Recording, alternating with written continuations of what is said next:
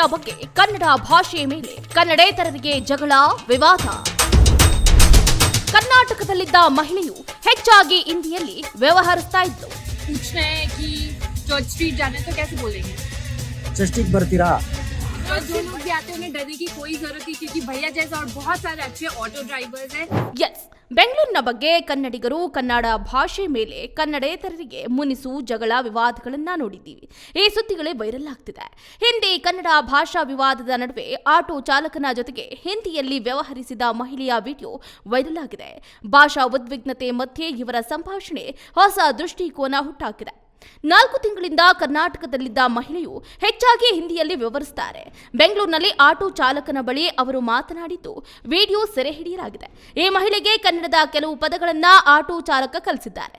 ಕೆಲವೊಮ್ಮೆ ಹಿಂದಿ ಬಳಕೆ ವೇಳೆ ಎದುರಾಗುವ ಸಮಸ್ಯೆ ಬಗ್ಗೆ ಕೇಳಿದಾಗ ಮಹಿಳೆಗೆ ಚಾಲಕ ಉತ್ತರಿಸಿದ ರೀತಿ ಮೆಚ್ಚುಗೆಗೆ ಕಾರಣವಾಗಿದೆ. ಅವರು ಆಟೋ ಚಾಲಕನ ಸಹಾಯದಿಂದ ಕನ್ನಡ ಕಲಿಯುವುದಕ್ಕೆ ಪ್ರಯತ್ನಿಸಿದ್ದಾರೆ. ಈ ವಿಡಿಯೋ ಸಾಮಾಜಿಕ ಜಾಲತಾಣದಲ್ಲಿ ವೈರಲ್ ಆಗಿದೆ.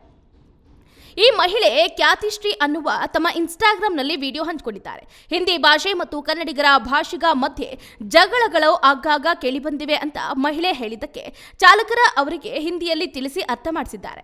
ಕೆಲವು ಪುರುಷರು ಕುಡಿದು ಕಿಡಿಗೇಡಿತನ ಮಾಡ್ತಾರೆ. ಇಲ್ದಿದ್ರೆ ಯಾವುದೇ ನಗರದಲ್ಲಿ ಸಮಸ್ಯೆಗಳಿಲ್ಲ. ಬೆಂಗಳೂರಿನಲ್ಲಿ ಎಲ್ಲವೂ ಫಸ್ಟ್ ಕ್ಲಾಸ್. ಭಾಷೆ ವಿಚಾರವಾಗಿ ನಡೆಯುವ ವಿವಾದ, ಅಹಿತಕರ ಘಟನೆಗಳ ಮಧ್ಯೆ ಇವರ ಸರಳ ಸಂಭಾಷಣೆ ವಾಸ್ತವಗಳ ಮೇಲೆ ಬೆಳಕು ಚೆಲ್ಲುತ್ತೆ. ಬೆಂಗಳೂರು ಎಲ್ಲ ಭಾಷಿಗರನ್ನ ಒಳಗೊಂಡಿದೆ. ಕನ್ನಡಿಗರು ವಿಶಾಲ ಮನಸ್ಸಿನವರು ಅನ್ನೋದನ್ನ ತೋರ್ಪಡಿಸುತ್ತೆ.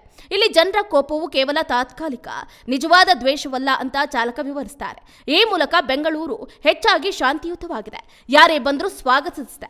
ಜನರು ಪರಸ್ಪರ ಗೌರವಿಸುತ್ತಾರೆ ಅನ್ನೋದು ಅರ್ಥ ಆಗ್ತಿದೆ. ಇನ್ನು ವಿಡಿಯೋ ಪೋಸ್ಟ್ ಮಾಡಿ ಅದರೊಂದಿಗೆ ಕರ್ನಾಟಕದಲ್ಲಿನ ತಾವು ಕಳೆದ 4 ತಿಂಗಳ ಅನುಭವಗಳನ್ನು ಹಂಚಿಕೊಂಡಿದ್ದಾರೆ. ಇಲ್ಲಿ ಅದರಲ್ಲೂ ಬೆಂಗಳೂರಿನಲ್ಲಿ ಹಿಂದಿ ವರ್ಸಸ್ ಕನ್ನಡ ವಿವಾದ ಸಮಸ್ಯೆಗಳು ಯಾವಾಗಲೂ ಸುದ್ದಿಯಲ್ಲಿರುತ್ತೆ. ಇಲ್ಲಿನ ನಾನು ಇದ್ದಷ್ಟು ದಿನಗಳ ಕಾಲ ಬೆಂಗಳೂರಿನಾಚೆಗೂ ಪ್ರಯಾಣಿಸ್ತಾ ಇದ್ದೀನಿ. ಆದರೆ ಭಾಷೆಯ ವಿಷಯದಲ್ಲಿ ಯಾವುದೇ ಸಮಸ್ಯೆಯನ್ನ ಎದುರಿಸಲಿಲ್ಲ ಅಂತ ಅವರು ಕನ್ನಡಿಗರ ಔದಾರ್ಯ ಹಾಡಿ ಹೋಗಲಿದ್ದಾರೆ. ಅನೇಕ ಕ್ಯಾಬ್ ಮತ್ತು ಆಟೋ ಚಾಲಕರ ಜೊತೆ ಮಾತಾಡಿದ್ದೀವಿ. ಅವರೆಲ್ಲ ನನ್ನನ್ನ ಸ್ಥಳೀಯರಂತೆ ಆತ್ಮೀಯವಾಗಿ ನೋಡಿದ್ದಾರೆ.